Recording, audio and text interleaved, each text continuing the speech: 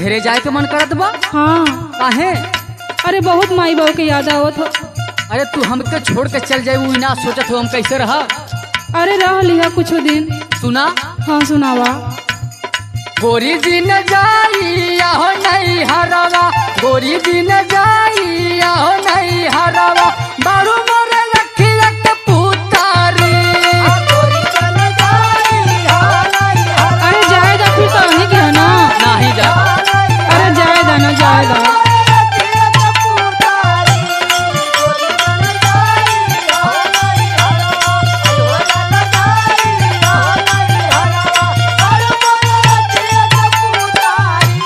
राजा हमके जाए दहो नहीं हरवा, राजा हमके जाए दहो नहीं हरवा, कानी माई बाबू के दुलारी।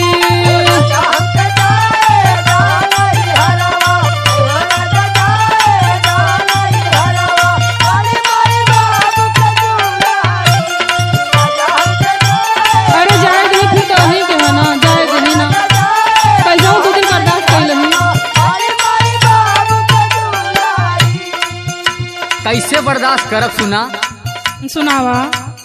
गोरी तोरी सुघारी हो सूरतिया, रानी तोहर सुघारी हो सूरतिया, कैसे के नजर से उतारी।